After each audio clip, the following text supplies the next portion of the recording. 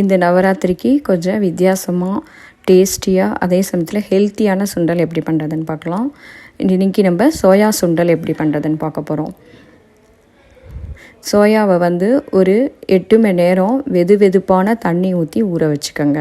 இப்போ நீங்கள் காலையில் சுண்டல் பண்ணணுன்னா நைட்டு ஊற வச்சுருங்க. சாயங்காலம் சுண்டல் பண்ணணுன்னா காலையில் ஊற வச்சுக்கோங்க. இப்போ 8 மணி நேரம் கழித்து குக்கருக்கு மாற்றி ஒரு 3 விசில் விட்டு ஆஃப் பண்ணிக்கலாம். இப்போ சுண்டல் எப்படி பண்ணுறதுன்னு பார்க்கலாம். ஒரு டேபிள் ஸ்பூன் அளவுக்கு நல்லெண்ணெய் ஊற்றி 1/4 டீஸ்பூன் கடுகு போட்டு பொரிய விட்டுக்கலாம். கடுகு நல்லா பொரிஞ்சதுக்கப்புறமா கருவேப்பிலை, ஒரு 4 ரெட் சில்லி, அதோடையே மசாலாலாம் ஆட் பண்ணிக்கலாம்.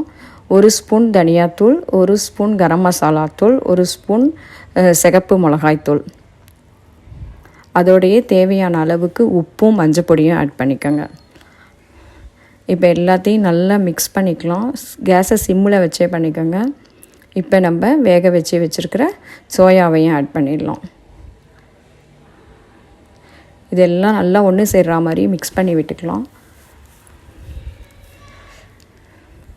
இப்போ இதுக்கு தேவையான அளவுக்கு தேங்காய் ஆட் பண்ணிக்கோங்க. சோயாவில் இந்த மாதிரி காரசாரமாக மசாலா போட்டு பண்ணிங்கன்னா ரொம்பவே நல்லாயிருக்கும். பசங்களுக்கும் விரும்பி சாப்பிடுவாங்க.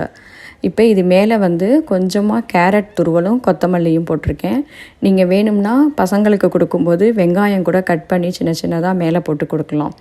சாட் மாதிரியும் இருக்கும். ரொம்ப ஹெல்த்தியான சுண்டல், பசங்களும் நல்லா விரும்பி சாப்பிட்ருவாங்க. கண்டிப்பாக இந்த நவராத்திரிக்கு உங்கள் வீட்டில் இந்த மாதிரி வித்தியாசமான சுண்டலை ட்ரை பண்ணி பாருங்கள். எங்கள் சேனல் பிடிச்சிருந்தா கண்டிப்பாக சப்ஸ்கிரைப் பண்ணியிருக்கேங்க.